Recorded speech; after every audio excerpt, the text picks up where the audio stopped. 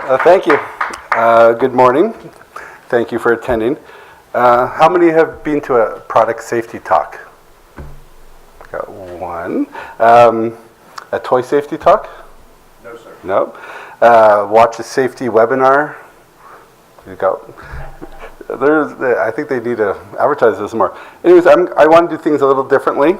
A lot of the talks that, if you do go to them, are pretty dry and talk about specific tests and different lead levels. I'm going to do more of like what an insider's day-to-day view of toy safety, and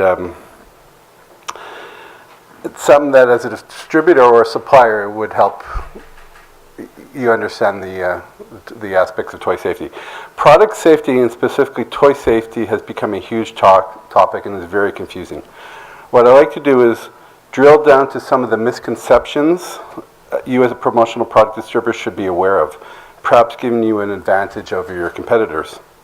Since 2011 in Canada and since 2008 in the US, there have been major revampings and strengthening of the product safety laws. With this revamping has come tons of confusion and misconceptions. If time permits, I will go through 8 misconceptions I find most interesting. Number 1, Canadian and US product safety is the same. There's only a few companies in Canada to do custom plush toys. Most product or most things that you're exposed to are from the US, so it's good to understand there are differences. My company, we're based in Canada, but our sales are about 50-50 split between the US and Canada. So I think we're in a pretty good position to understand both systems. And testing standards are different, and as a distributor, you should have some concerns. Softstuff's policies to safety test using independent labs for both Canadian standards and US standards based on the final destination of the product. So if your product is being distributed in Canada, we test for Canada. If it's going to the US, and if it's for both, we test for both. And if it's going to Europe, we'll also test for Europe. So this reminder, anybody sending us orders, please let us know where the product will be going, because often Canadian companies will be supplying a US end user. On screen, I have to jump to that. I didn't bring them here. I do have finished, yes? The question was where the final destination is. So if you bring it into Canada and you reship it to the US, you go by Canadian? Or no, you need, the US doesn't, it's considered as you have to have it tested for the US. For both. And the only exception is if you're doing single piece, if you're doing a commercial shipment, yes. If you're doing a single piece to somebody in Milwaukee, it's not usually a concern. Well, one other question. I know in the States, each state has its own regulations. What child safety in terms of age? Do you test the lowest denominator? No, we test we do Prop 65 in California, which is a major issue. There is actually in Seattle, I don't have this in here, but in Chicago, Seattle, the cities actually set out their own toy testing. Is it realistic to test for every city? And there's different testing requirements. Our understanding is that if it meets those requirements, you don't have to test for certain places. But there are a lot of laws in the U.S. Canada is a little more on track. We don't have, like, Toronto doesn't have its own toy safety laws, but in the U.S. there's a whole minefield. Yeah. Yeah. And then what if from beyond there, like what if our client is distributing them to other locations? How are we covered there? You should ask, if you are not told they're shipping them to the U.S., there's not much you can do about it, not much I can do about it. But we will tell customers, if you would call us for the reports for the U.S. and we don't have it because it's for Canada, we will recommend we have it tested at that point.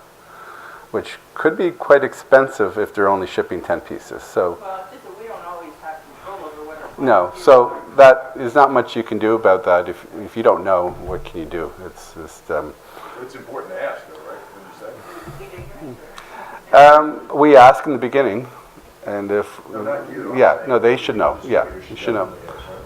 They should. Like we have one client that has international offices, so when they purchase, they say we're going to be shipping to Europe, to Japan, Australia, and Canada or North America. So they do all of the tests at the point of production. But if they then got them and asked for that afterwards, they would have to be tested because once you do a commercial invoice, it has to have the testing. And so you're paying the additional tax, and you're paying sort of North American price for the tax as opposed to having it done in China at the point And of one big thing with the actual test reports, they are available for you guys anytime. So if you ask a company and they don't have it or they can't provide it, I doubt they've done it. So our tests are for all our stock items, everything we sell to you. You just need to ask for it and we have it available. And that's provided before the item has landed. We have it all tested. And so whether... The tests for the stock items, Lorne, sorry, are for delivery into the U.S. or Canada? Yeah, we have for both. Okay. Now, if you ask for Mexico, that would be a problem, but we would arrange it, obviously, if we had to. So the testing, whether it's Canada or the U.S., they test for mechanical hazards, which is like the eyes, flammability, toxicity, which is chemicals, all heavy metals. Both Canadian and U.S. testing are very similar, but their methodology is different, the reports are different, and so they are different. You know, theoretically, if it passes Canada, it should pass in the U.S., but if you don't have that report, it doesn't really mean anything. So you need both reports. Now, regarding the testing, I'm going to bring up two loopholes that I've come across, which I find a little quite interesting. Here's my loophole number one. This is from Canada. Toy testing against the requirements of the toys regulations and other applicable regulations for toys under the CCPSA is the means of verifying the compliance with the requirements. While not mandated, such testing should be performed by industry members prior to making a toy in Canada. So in Canada, it's actually, this is quite incredible, it's not mandated. You know, we test everything. But there hasn't been a law that they pass that makes you required to test. So it's, I just find this kind of interesting. We test, you have, there's no way of proving your toy is safe without this test. So it's kind of, if you're buying for another Canadian company, maybe they go by this, which is not good business. So that's an interesting loophole, but it's out there. And as a distributor, you are liable as part of the process if you distribute an unsafe toy. So without without an actual test report that covers you as well as the supplier, it's not good. So, and a company might have their own rationale for not testing. They trust the factory. They've bought this item before. They've had it tested in the U.S. It's safe, but they haven't actually done a Canadian test. So that's something you really need to ask if you buy from somebody else. Do they have the Canadian testing? And that's for whether you're buying from an American company or a Canadian company. So ask for actual reports. I actually say here, it looks similar to this report, which I don't have here. I can send anybody reports of the same item for Canada and the U.S. Test reports have no trade secrets. They don't show you the name of the factory in China. They will give you the location the time it was tested, all the methodology, but something that every company should be able to supply. Now let's move on to a second loophole. This one is very bizarre. So this is in the U.S., and I think this was passed about 4 or 5 years ago. There was a big outcry from crafting companies that would make toys, and they would make 20 pieces, and the idea that they have to spend $500 or more to test 20 pieces was kind of illogical. So they passed a small batch manufacturing and third testing party loophole. Basically, any company that claims to have sales under $1 million doesn't have to do third-party testing. And that was for basically the crafting industry. We've come across this against some of our competitors who claim they do under $1 million. It's kind of, they're at every trade show, and they use this loophole. So I would not feel comfortable buying from a company that does this or even states they have. And they're on some of the websites. They claim this, and this saves basically $500 or more per order. So that's why they do it. And then, so you have a company in the U.S. that uses the $1 million loophole, and then they ship to Canada. So they have nothing. They don't have a U.S. report. They don't have a Canadian report. So it's interesting. So there's something to watch out for. And then the only thing you can do is just ask for the reports on every order you do. It's just to have it. If you have a good relationship with a company that they have the reports available, that's probably okay. But it's just to have it. And there's nothing. The reports everything will show the content levels, and it will all be pass. You'll never see a report that will fail. Otherwise, the product should not be on the market. Yep. Just a random question. If there was a problem, Yeah. sorry. If there was a problem, Yeah. With a situation, maybe a customer or whatever, someone got a product and there was a problem. Mm-hmm. And there's notification at the distributor level, Yeah. and they're panicking a little bit, which as anyone would. Could a test be done then? Well, it depends on the nature of the problem. If it's no, the test needs to be done always before. okay. If there's a problem of defective toy, which is eyes falling out, everything should be reported. When you have an order of 10,000 pieces, you hope all 10,000 are perfect. So, which is actually there's a big people call there's a thread loose, which is not a safety problem. There's quality problems and there's safety problems. So more often than not, we get a call. It's like his head is a little. Every stuffed toy is handmade. So there's always a little variation between each piece, which most people don't even notice. But there's safety concerns and there's quality concerns.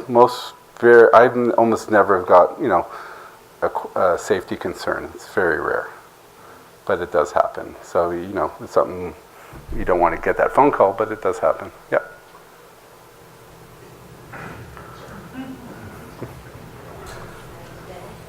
Lorne, is it a fair assertion that if a Canadian distributor decided to order from a U.S. manufacturer and they could provide the U.S. testing and did not have the Canadian testing, would that suffice? Or they would have to have both? They have to have both. Okay. Well, for for liability reasons. If you don't have the Canadian testing report, you shouldn't be selling the item in Canada. So it's not a problem until there's a problem, and then where's the testing report? And doing it after the fact is not gonna. It's better than nothing, but it's why go there. Anybody's. Canada's a big enough country. The product should be tested beforehand. So, and the next one. So that was misconception 1. This is number 2. toy age labeling is a really interesting area. Adding 3+ to my product or package will reduce product liability. We get this request all the time to put it 3+. And most plush toys, the nature of the toys, you can see in your table, appeal to all ages. You can't stop a 2-year-old from playing with a teddy bear. So ideally, and we test for all ages, for all product that is for all ages, basically, and if that makes sense. I think the next one. This is from Health Canada on age requirements. Note that regardless of the age label on the toy, any toy considered by Health Canada as one that is likely or to be used by a child under the age of 3 is subject to the strictest toy safety requirements. It must not be a small component, have a separate small component, or release one with reasonable foreseeable use. The toys age classification guidelines are available to assist industry members in identifying toys that are likely to be used by a child under the age of 3. So if you have we make a toy and it's going to be used by, appeal to a 2-year-old or 1-year-old or an infant, we have to test for all ages. And we can't say, basically a 2-year-old can't read. So they're just going to go right to that toy. So putting a 3+ on, and there's a problem with a 2-year-old with that toy is not going to, the actual, what you put on the toy doesn't make any, doesn't reduce your liability. It's, you should put all ages, because it appeals to all ages. So this talked about small components, accessories. Then that's something a little infant shouldn't be able to, have a jacket, a zipper. That's too hard, so that's for 3+. But a basic stuffed toy, which is on your tables, is an all ages item. Let's go to the next one. Yep. Well, I'm going to get there. Okay, the eyes is I think misconception number 3 or 4. So let's share in the next one. Yeah, that one there. So this company, this is not us. This is on a promotional website. So not for children under 3 years of age. Why? I don't know. Is it going to protect them if something, if it's defective, has a safety concern? No. So it's just is very common, this poor business to do this. So there's another one. Another 24 months and up, which is not even an age classification. There's nothing on this bear that would make it 24 up. It should be all ages. So this and the guidelines are kind of vague, which is a lot of government guidelines. It's basically we have to determine what age does this toy appeal to? And you have to go by common sense. This appeals to all ages. That could be put in a crib, and that should be tested for all ages. And especially that's the mechanical testing, the pieces that can come apart and that sort of thing. So basically the misconception is you can put any age you decide on the label for your own liability, and that doesn't work that way.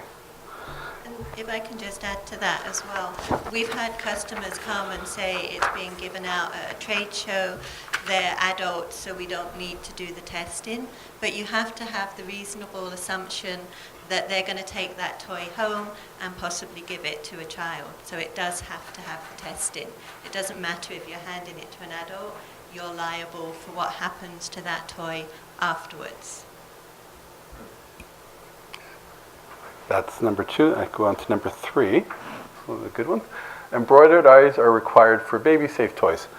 Well, this is probably the number one thing we get asked a lot. Yeah, I have here. About once a week, a customer will request that we use embroidered eyes as the toy must be baby safe. In fact, plastic eyes are safe for all ages. This is true for our soft stuff and our competitors. Making sure plastic eyes meet all age standards is an integral part of the toy testing. So I think this is the next one. Actually, that's it. Yeah, so I think we skipped, we can go back one, if it does it go back. So you can see here, there's some plastic eyes on top, bottom two left are embroidered. That's the thing. People need to see the examples in the next one. This is from the Canadian Consumer Product Safety Act about the dimensions, the sizing, how the eyes are applied. And it's quite regulated, the eye portion of the test. The next one, that's a testing. I couldn't find a picture with a toy inside, but basically the meter, there's I think 15 pounds that will pull the eye out. So it has to be, you'll never be able to pull this eye out. And the only time I've ever had a call with our product is somebody's given to their dog, and the dog will chew through the whole thing. But other than that, they're designed for all ages to meet the pull tests for the plastic eyes. And I think this is the part with the, maybe Sharon can take over with the bears on the table. So these are random. They might have some quality issues, that's why we brought them. But you have a pair of scissors there.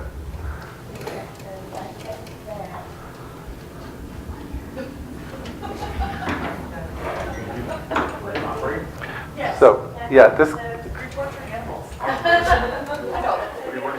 I'm going to cut around the eye. Cut the eye. Cut it.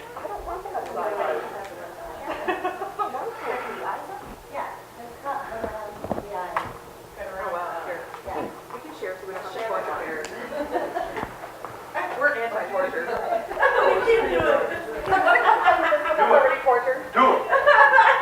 Come play with you without the already tortured bear.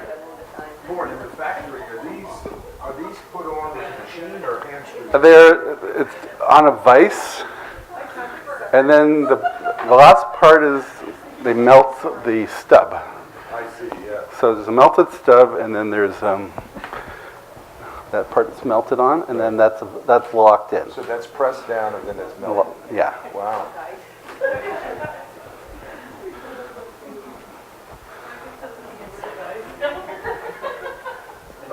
Is it fair to say that if you do use sewn eyes, that although you're not required, obviously, but is it safer?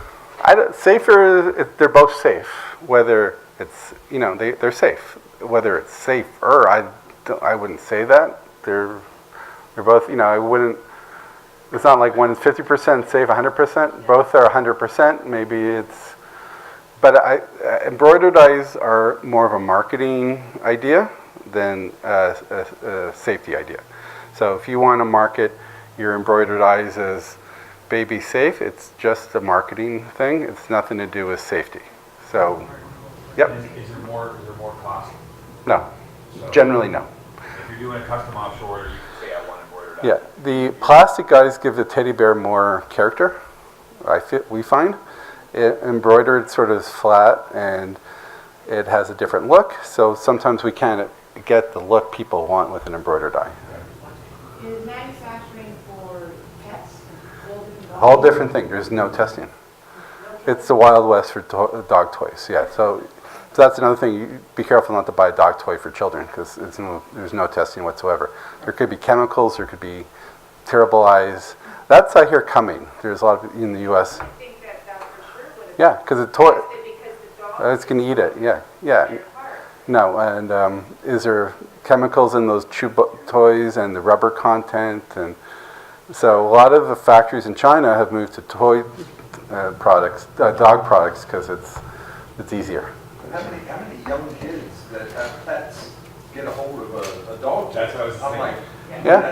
that just doesn't even make any Well, sense. I'd be if people would propose that would be get a lot of trouble from the pet industry. But yeah, there's no.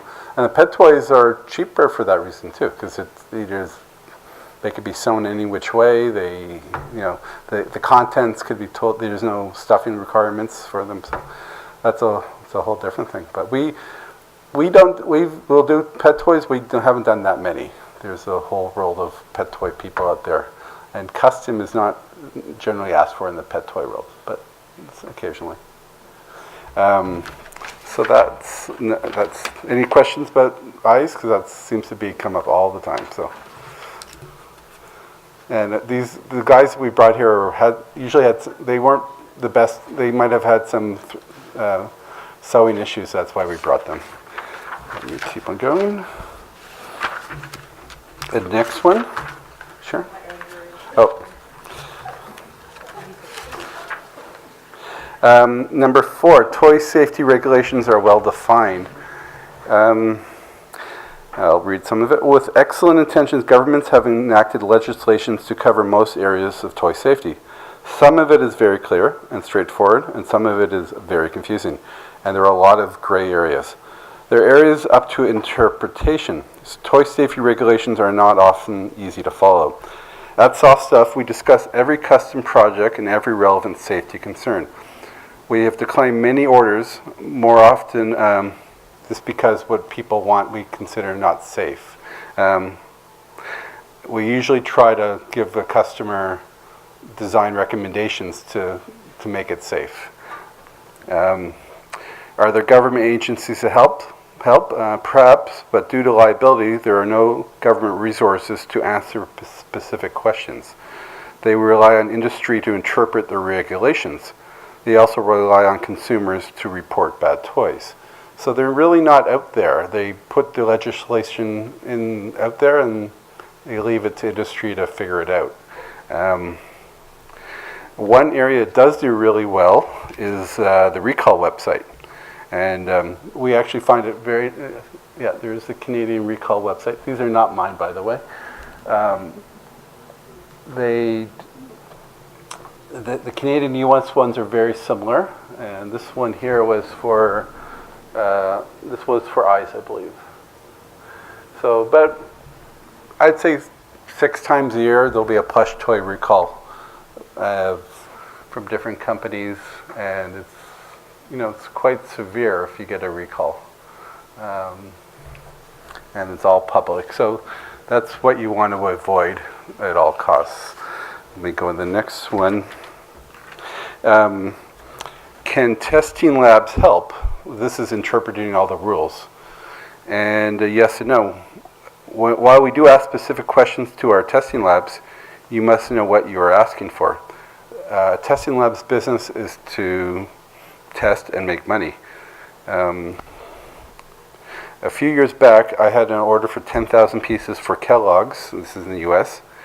And the Kellogg's people, through their lawyers, asked for every possible test, most of which were not required. And they were given a $12,000 testing fee for a 10,000 piece order.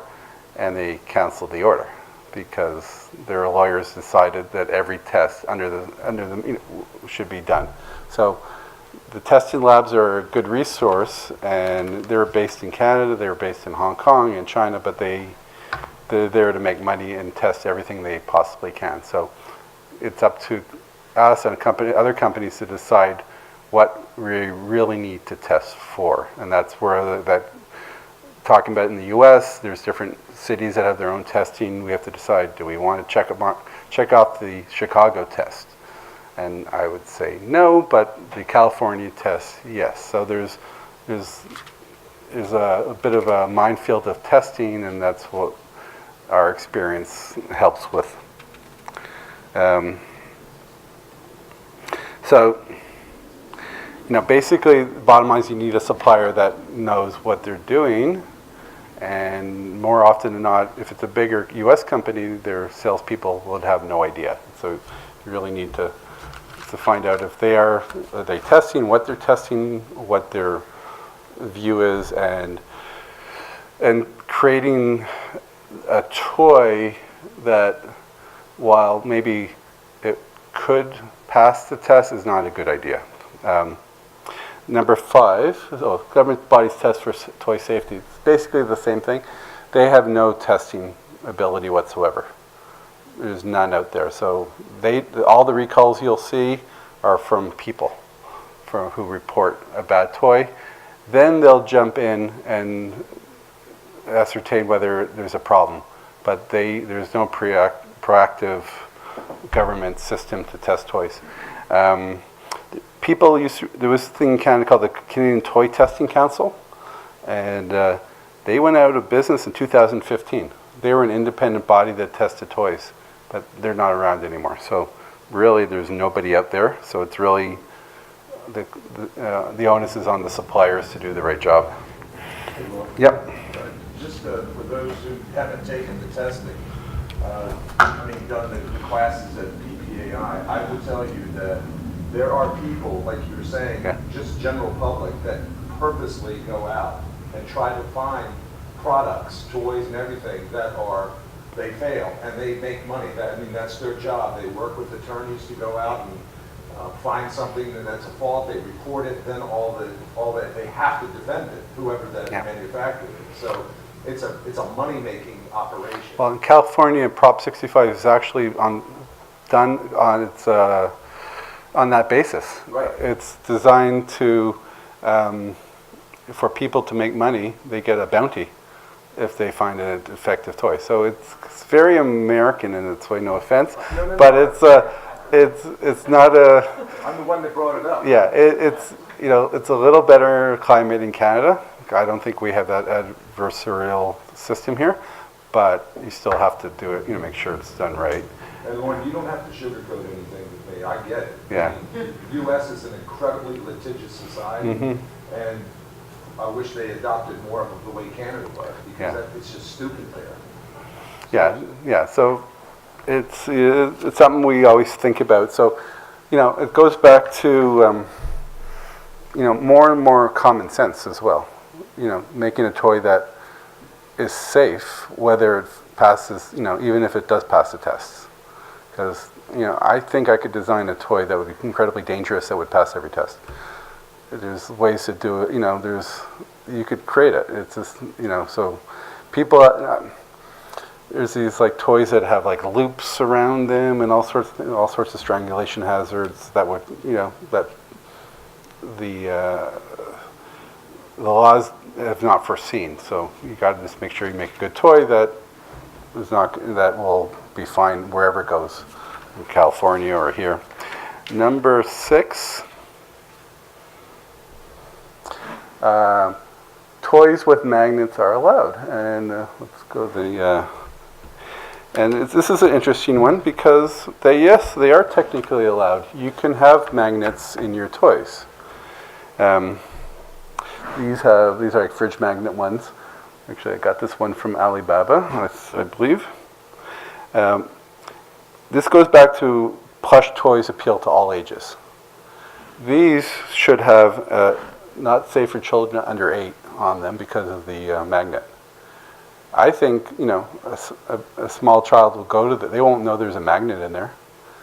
They will play with this, and the labeling won't, I think that's a big problem. So, does it make sense to to sell this toy with a labeling of 8? I don't think so. I think it's just a bad decision. Now, if you do want magnets, and they have to be big enough, they can't be swallowed and placed in a toy in such a way that they shouldn't come out. But it wouldn't be too hard for one of those magnets to dislodge. So, for us, do we ask, is it worth the risk? And I don't think so. So we no longer make any toys with magnets. And we do get requests. And it is legal. But I don't think it's a way to go. That's the next one. Is it a really big risk? In the past, children have died from inhaling magnets. And these usually are in construction toys, where the magnets are outside the toy. And they're usually for 10-year-olds or 12-year-olds. But, they are considered a danger even for older children. And will there be a new law passed any day now, perhaps, that would ban magnets in toys? It could very well happen. So why would I want to bring in a shipment of toys with magnets given to a distributor and then there would be a ban on them? So It's also something that could change, which I think probably will, and it could happen the next time a child dies from swallowing a magnet. The magnet issue is when there's two magnets they swallow, they can close create a blockage, and it's kind of ugly. And the other reason, so this is a metal detector. At the factory, every single plush toy goes through a metal detector. And usually there's an alarm or a trap door, and it falls through if they detect magnet. Now this is mostly done for lost needles or any debris, anything that is foreign that's metal is detected. Now if you put a magnet in a toy, how are they going to go through the metal detector? Theoretically, they can be hand done with a wand, like they have it, going through security at the airport. But I've never seen that, so I don't know if the toys with magnets actually go through the metal detectors, and I can't guarantee that. So we don't do magnets. So magnets are allowed, but they're not a good idea. Can I ask you a quick question? Sure. What if you have a toy? Yeah. What if you have a toy that has passed all inspection? Yeah. And it goes into the market and something happens? I mean, it's been tested, everything's fine. That's a good question, because I don't know how the government would deal with the recall of something that is, well, if it passed the test but failed in real life, like if there's ones with broken eyes, then it's a recall. That test report doesn't help. So but then you're still liable. You're still liable. But but without the report and without the testing, there's you're always trying to reduce it to zero. There's no such thing as zero. So having tested, having quality audits, using a good factory, knowing where your items are made, all help reduce it to zero. But it can never the report just helps. It doesn't, and you have to have it, but it doesn't guarantee it's a perfect world. The next one.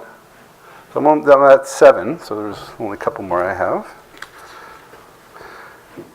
Hypoallergenic toys are a great idea. I get this not as often as plastic eyes, but we get this, and people are very insistent they want hypoallergenic. And really interesting, there is no current legislation or standards to make this claim, and there's no testing. I can't order a test for this because doesn't really exist. It's 100% a marketing idea. So whenever you see something on TV that claims to be hypoallergenic, their creative people have decided to use that term. Now there could be some logic to it, and Miss Fluffy here is very shaggy, so she will hold more dander and stuff in her fur than a flat skin, like the ones on your table. There's some smooth skin, but I can't make that claim that one's more hypoallergenic than the other. If you have pet dogs, a lot of in the pet world, that dog is, and that dog. There's no testing for it, so it's just kind of, I find it interesting, but there's no reason to. Because wouldn't that depend on the individual's allergies? Yeah, exactly, and whether, but I see it in the toy. You go online, you type in hypoallergenic toys, you'll see lots of websites and claims, and it's just I can't test for that, and there's no data on what it is, so it's just more common sense. And you can't get in trouble for using that claim because there is no laws about it. So which is, I think I read there is, in the U.S. especially, there's always some, attempts to make things laws, but there's no law on this. Sort of like pet toys as well. It's sort of like no laws. Whatever claim you want to make is whatever you like. And as a consumer, it's kind of interesting to know that there's so much out there that isn't really. There's no legislation on it. On toys, there's a tremendous amount because it's for safety, but hypoallergenic is not a safety concern. think the next one. You see these in all the drugstores. Warming toys using microwave heating sacks are another great idea. They're, in fact, this is the difference in Canada and the US, by the way. You can go to the next one if there is one. They are typically made with seed packs inside. There's different, but they, you put them in the microwave, and there's a lot of them out there, a lot of them in the drugstores, and these are 100% illegal in Canada. You cannot sell these at all. The only exception I've seen is they've had to request a medical device license. So then they're tested by. They're not tested by consumer products. They're as a medical device. So this is legal in the U.S. And the idea is if a child swallows, the sack will come out to go in the microwave. If a child swallows the seeds, who knows? That's definitely. You got a planter. You got toxic stuff. You got, where are these seeds from? When are they 10 years old? It's like. So this is one thing to watch out for. And actually, when I'm at the promotion show in Vegas, I see there's a company that is very busy with this stuff. So, anyways, it's but I guess it's legal in the U.S., not in Canada. Chia kid. Remember what it is? Chia kid. Yeah, this chia kid. I guess if you want to plant your own kid. Is there a test for that? No, I mean seriously. In the U.S., do they have a test for that? I don't think so. I think this is one of the gray areas. I think it's just like they didn't put this in the law down there, so there is no law. And in Canada, there is a law. The law, I think, was on the back. I think I had it. Yeah, there'll be a problem, then that's going to be a lawsuit in these states. So I never liked, that one. I'm not sure the time is. Okay. Any questions? I think I've covered. Yep. Do they have the, one of the... I know I think in pharmacies, we were just talking about it, there's an item that we sold a ton of from one of the suppliers that we help, a hot cold pack. Mm-hmm. So it's aqua pearls. Well, there's ones that go you boil them, they're chemical. I think they might be okay. Okay. But the ones that you reactivate and they're that. Personally, I think that's a bad idea for a toy as well. Now, you could say these are for adults who use after they go skiing. They hold it, but you are putting it in a teddy bear. So I think it's a toy. Okay. But those could be, this is specifically the seed ones, which are very, very common. And they're also very cheap in China to get this seed. So that's what they use them for. You mentioned about not testing for anything that's not necessary. Mm-hmm. So how, not being a toy person, how do we decide what is required in terms of testing? Do we give you basically there are specific, the government does have, you'll see like ASTM, which is actually a really interesting thing. ASTM is a private company that puts out standards, and they do this for all types of products, from engines to toys to everything. To get the ASTM standards, you technically have to pay for it, but the government uses their information in their laws. So it's not really, it's a crazy system that you have to buy the regulations to know what they are. So our testing labs obviously have all the standards, and we know which ones are required by law, because there's the package of ones that meet all the requirements, and we do that. But you don't always know what we're using the toys for in terms of where we're selling them. Well, we're doing it by age, basically. So if it's by all age, it should cover it. But yeah, if there's something specific, you should ask us, and then we'll see. Well, we will find out if we need to do any further tests. I can't, but there are lots of tests they can do. They could do tests about, there's crazy, tons of chemical tests that aren't required, but you might find, your customer might want to know. Let's say it's for a hospital and they're going to go in MRIs or that sort of thing. Like there could be things that we don't consider that you should ask us, and we could do our homework for you. And that's something that if you ask the factory level in China, they wouldn't have a clue what to do for you. And the labs will definitely say yes, test for it. And that will be another $300, thank you, or whatever it comes to. This is a test is typically about $500 on it all depends how many colors, how many fabrics are in the toy, because every piece of fabric is tested individually.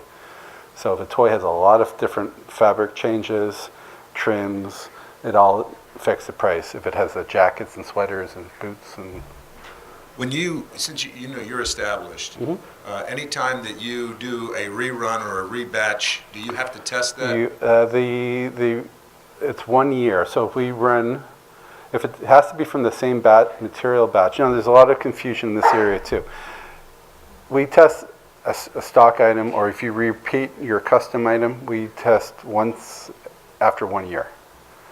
But we need guarantees on the China side that they're using the same materials, the same everything, because if we're concerned, then we test it again. So on any custom piece, you would automatically test that? Pretty well. Almost 100% of our custom orders are tested every time. And so the pricing you give a distributor will include that testing? Exactly. Gotcha. Which goes back to that small batch, because, if it's our minimum is 1,200 pieces, so $500 on 12, it's significant. That's 40 cents around. If we're competing against a company that doesn't want to test, they can be 40 cents cheaper. And you might go to them because it's a better price, but you're not going to get the test. And I think that 40 cents is well worth it. And your customer will be quite disappointed later if you actually can't produce a test. Now, in the U.S., there's a system, each toy needs a certificate showing which test is required and when the test was done. We don't have that in Canada. We don't have to provide that. So it's more paperwork. And the U.S., the system's not really that good because some people publish these reports, some don't, so you don't really know who has done what and when and all that sort of thing. Yep. I had a US customer phone me and ask if we could do 2,000 custom pieces in 2 weeks, which is absolutely impossible. And the reason is they had done their custom order themselves offshore, and it was stuck in customs because it didn't pass a lead test. So, you think it's easy, but it's not. Yeah, and also, actually, I sometimes talk the world of Alibaba. And people go on, we got this great price. Most of the Alibaba factories aren't really factories. They're guys in basements in China somewhere. And then they're fishing, they get an inquiry, then they run around to find a factory. And it's a recipe for disaster. A lot of items might be fine, but not for toys, because it's just too hard. And, there's way too much going on. But those aren't typically they're not really real factories. And then when you go to China with 1 or 2 orders a year, they're not going to give you the respect to do it right or care. We do a custom order pretty well every single day or more. So our factories depend on us and they don't make mistakes. But if you're just doing the odd order, it's sort of a minefield out there. Occasionally some people get it right, but most of the time we get a lot of horror stories. And we actually get a lot of horror stories from some, I won't name names, but there's a couple US companies. It's almost always the same 2 companies that they... Leave it to the US. Yeah, it's like, really? And these are companies you walk by their booth and they're like, well, it looks like they know what they're doing, but it's like, really? They took a year and it didn't pass. Or it's like, it never ends. So, we try a little harder, I hope, but yeah. But I don't know. I think it's just doing it right. You have to do it that way. Otherwise, especially in the U.S., it's that whole area. I don't know how you can even think of producing a toy that could fail. It's just not something you want to do. When you bring if somebody in the U.S. bought from you, Yeah. bring it into the States, Would it have to go through Canada, or can it come right into Long Beach? We do both. Fortunately, there's no duty on toys from either Canada or the U.S. from China or Indonesia or anywhere else. So there's no duty problems. When we bring it into Canada, it comes right to us, and then we ship it to the U.S. It pretty well makes no difference, but we do have the report ready. And U.S. Customs is actually a little more, they look for different things than Canadian Customs. We have licensed product in our Gulf side, in which we have Superman and Batman, and they're pretty good at stopping us at the border if we don't provide the paperwork that we have the license. So the U.S. is actually looking for, they're protecting Disney and Warner Brothers more than children, but they do stop, and they will stop without, if you can't prove there's testing. In Canada, as I said, there's no mandate, so it can come into Canada without a report. The U.S., you have to have the report, although you don't have to send it to them. Because I guess they would just get overwhelmed with reports. But undoubtedly, it would be cheaper to have you bring it in on one of your containers than to do an LCL into Long Beach with other things, right? And plus, you don't know what it's coming in. Yeah, well, Vancouver's a good. We're in Vancouver, so it's pretty convenient for, we do Long Beach, but generally it comes to us. We do an inspection. Every order comes in. The way we do it is, this is more of a quality than a safety. We open a box, perfect. We open 2 boxes, perfect. We're good to go. We open a box, there's a loose thread, then we open 10 boxes, and then we make sure everything is perfect. So, which is always I hate seeing anybody in the back looking through a lot of stuff, but that's what we do. So, anything else? I think the next session that we should do with you is a creativity session where you can teach us how to sell plush in circumstances. I'd love to do that. Sharon Sharon could do that too. Maybe I'll let Sharon do that. Let's do that next year. I think that'd be awesome. Yeah, because plush is a lot of, when I do a show, promotional show, there's very few I find that actually has done a full custom piece. A lot of people have done t-shirt bears, but the full custom is, which is my favorite thing, and it is long because it's a 4 to 6 months process typically, so we get to know our distributors really well. Sometimes it's a little bit of a roller coaster when the samples come in and the eyes are wrong or upside down or something, but we get it right. And they're big. It is. I was there, if I may say, I was there last week about 2 weeks ago for some training and learning a little bit about how companies have animals in a lot of their branding that not until you're in the business, which we just got into the business with soft stuff, but not until you're in the business do you start to notice all the corporate companies that do use animals or mascots or characters, and there's a sales opportunity there, and then how you go about as a distributor pitching it. I was hearing that through Sharon and the other lady that works in your company, and Lorne. Patty, yeah. So it was interesting. So that, I think, would pack the room more over safety, even though safety is definitely. Yeah, you slip the safety in there, right? Well, I think for safety, for a distributor, it gives you more confidence. You know what you're talking about a little, and your competitors definitely won't have it because they're. Would you say it's fair that it's a differentiator too? Yeah. I always push that. Yeah, no, I think if you know what you're talking about and have some confidence in the toys. Another thing, over the years, it happens all the time. I get asked to come in. I don't even bring a business card. I get asked to come in to see the client with the distributor to answer all the safety stuff, because that will definitely set you apart from your competitor. Because I will answer their questions, and 9 out of 10 times, especially in a bigger corporate company, the number one issue for toys is safety, because it's all about liability and they don't want any problems. So they'd rather not do it if they are not 100% sure. So, call me, I'll come in. Hopefully it's closer to Vancouver, but yeah. Do you think that the reason, your rationale, the reason that I think you said General Mills or Kellogg's actually aborted that project, Yeah. is because they saw it as a potential, I mean, they're the big entity. Yeah. If they're sued, it's big bucks, right?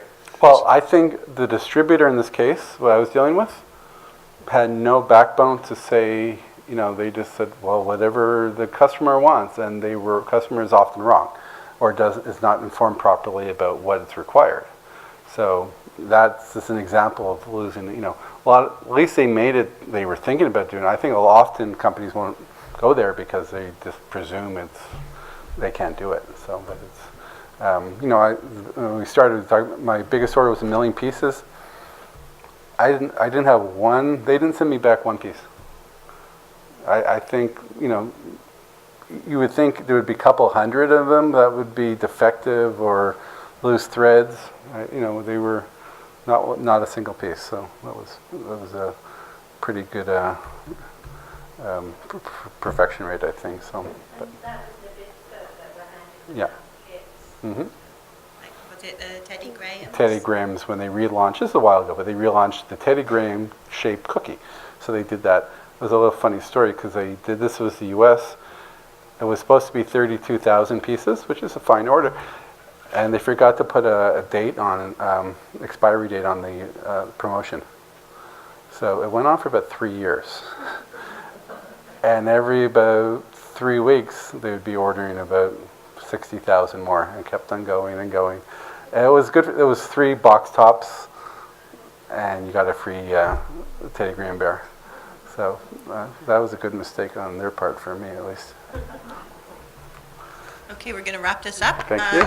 Lorne, thank you so much. Thank you. I want to say that I'm a customer, and we use this little black bear here as a referral bear. So when we get a referral, regardless of whether it results in an order or not, it has a little T-shirt on it that says "Be inspired," and we send it with a little note to the person who referred us, just to say, you know, referrals always give us the warm and fuzzies, and we find those bears go all over the place. I mean, it's adorable when I walk into people's office and I see them sitting on their credenza or their desks or whatever. They don't often go home, which is kind of cute. And then we just did a custom project with Sharon. One of our clients, again, another referral, is a children's toy author, and she's got 3 books in a series, and it's they're little animals who come to life in the storybook. So we approached her and said, can we literally bring them to life with some tangible little plush toys?